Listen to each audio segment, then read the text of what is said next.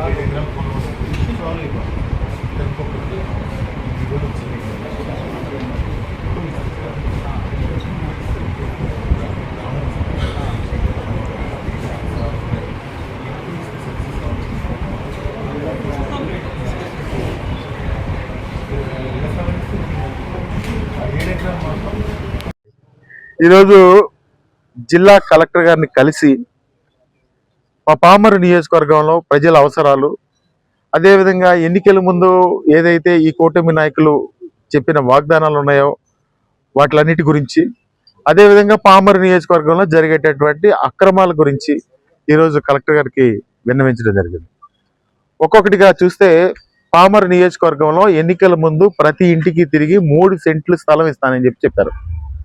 ఆ 3 సెంట్లు కాదు కదా, 1 సెంటు స్థలం కూడా 2 సంవత్సరాలు అయినా కానీ ఇవ్వకుండా పైగా ఏదో మా మీద ఆరోపణలు చేస్తా, తప్పుడు ఆరోపణలు చేస్తా తప్పించుకోవడానికి ఈ పామరు శాసనసభ్యుడు ప్రయత్నం చేస్తున్నాడు. దానిలో భాగంగానే ఈరోజు ఒక రిప్రజెంటేషన్ ఇచ్చి దానిలో ఉన్నటువంటి సమస్యలు కూడా కలెక్టర్ గారికి తెలియజేయడం అయింది. కలెక్టర్ గారికి ఒకటి తెలియజేశాం ఏంటంటే, ఆ రోజున తెలుగుదేశం పార్టీ వాళ్ళు ఇళ్ల స్థలాలకి ఇవ్వకోకుండా ఒక ఫ్యాక్టరీ అతనితో ఒక పిటిషన్ వేయించారు కోర్టులో. అదేవిధంగా రైతులతో పిటిషన్ వేయించారు. రైతులకి ఈ 2 పిటిషన్లు ఉన్నాయి సార్. ఒకటేమో రైతులు వాళ్ళు ఏదైతే మాకు ఇబ్బందికరంగా ఉందో ఆ ఇబ్బందిని తీర్చడం కోసం సిఆర్డిఏ నామ్స్ ప్రకారం ఆ లేఅవుట్ ని డెవలప్ చేయమని చెప్పి కోర్టు చెప్పింది. అదేవిధంగా ఇప్పుడు ఫ్యాక్టరీ అతను 7 ఎకరాల భూమిని అతను ఇళ్ల స్థలాలు ఇవ్వకుండా చేస్తా ఉన్నాడు. అతను తప్పుడు ఎఫిడవిట్ ఇచ్చాడు. అది ఆల్రెడీ రివ్యూ పిటిషన్ న్యాయస్థానంలో జరుగుతూ ఉంది. అది కొంచెం ప్రభుత్వం తరఫున ఫాలోఅప్ చేస్తే 7 ఎకరాల భూమి వెనక్కి వస్తుందని చెప్పి కలెక్టర్ గారికి తెలియజేస్తే ఆయన తప్పకుండా పరిశీలిస్తా ఉన్నారు. అదేవిధంగా టిట్కో ఇస్తామని చెప్పి ఎమ్మెల్యే గారు చెప్తా ఉన్నాడు. టిట్కో ఇళ్ళు అనేది పామరులో అనుకూలం కాదు. ప్రతి ఒక్కరికి 3 సెంట్లు ఇళ్ల స్థలం ఇస్తానన్న ప్రకారం ఇవ్వమని చెప్పాం. దానికి కలెక్టర్ గారు పరిశీలిస్తానన్నారు. మొదటిసారిగా ఆయనకి రిప్రజెంట్ చేశాం. డెఫినెట్ గా ఒకసారి ఆయనకి అవకాశం ఇచ్చి ఆయన డెఫినెట్ గా సాల్వ్ చేస్తాడని ఒక నమ్మకం ఉంది కలెక్టర్ గారి మీద.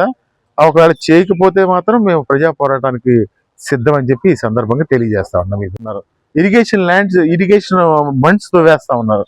దానికి మేము కలెక్టర్ గారికి ఏం చెప్పాం, ఒకవేళ మట్టి అవసరాలు ఉంటే కలెక్టర్ గారికి ఏం చెప్పామంటే, మీరు ఒక పాలసీ డిజైన్ చేసి ఆ పాలసీ ప్రకారంగా ప్రభుత్వానికి లాభం వచ్చే విధంగా, అదేవిధంగా ప్రజలకి కూడా ఉపయోగపడే విధంగా ఆ పాలసీని ఇంప్లిమెంట్ చేయమని చెప్పాం. అట్లాగే ఇసుక దాదాపుగా 12,000 13,000 రూపాయల ఇసుక అమ్ముతా ఉన్నారు.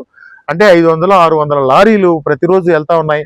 ఈ అధికార పార్టీ నాయకులు 25 లక్షల నుంచి 30 లక్షల రూపాయలు ఇసుక మీద ఒక ఆదాయ వనరుగా చేస్తా ఉన్నారు అని చెప్తే ఆయన కూడా చూస్తామని చెప్పారు.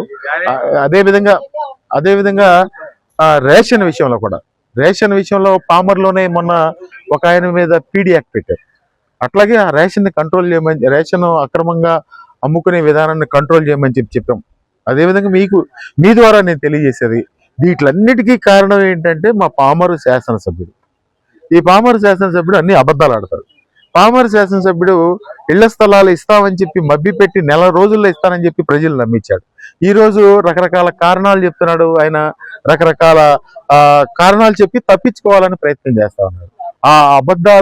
ఆ ఎమ్మెల్యే అబద్ధాలు ఒకసారి ప్రజలందరూ చూస్తా ఉన్నారు. డెఫినెట్ గా ఇళ్ల స్థలాలు ఇచ్చే వరకు పోరాడతాం. ఆయన అబద్ధాల గురించి కూడా మేము ప్రజలకు తెలియజేస్తాం. అదేవిధంగా మట్టి, ఇసుక, రేషన్ ఇదంతా కూడా పామరులో ఒక పెద్ద అవినీతి సామ్రాజ్యాలు నడుస్తూ ఉన్నాయి. అదేవిధంగా ఎంప్లాయీస్ని ఇబ్బంది పెడతా ఉన్నారు.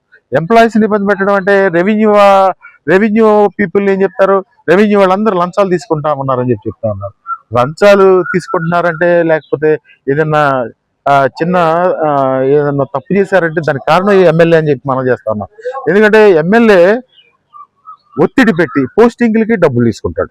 అదేవిధంగా మట్టి విషయంలో, ఇసుక విషయంలో వాళ్ళ పెద్ద అవినీతి పరులుగా ఇతనే వాళ్ళ దగ్గర నుంచి డబ్బులు తీసుకోవడం కోసం ఇతనే వాళ్ళని తప్పుదోవ పట్టించి మళ్ళీ ఈ రోజు లంచం తీసుకుంటామని చెప్తా ఉన్నారు. అట్లాగే పోలీసుల్ని కూడా అక్రమ కేసులు పెట్టమని చెప్పి ఒత్తిడి చేసి వాళ్ళకేదైనా వస్తే పట్టించుకునే కార్యక్రమం ఉండదు. ఇవన్నీ కూడా దీనంతటికీ కారణం పామరు శాసనసభ్యుడు వర్ల కుమార్ రాజా ప్యాంటు చొక్కా వేసుకుని ఎమ్మెల్యే అయిపోయామనే ఒక ఆలోచన చేస్తా ఉన్నాడు.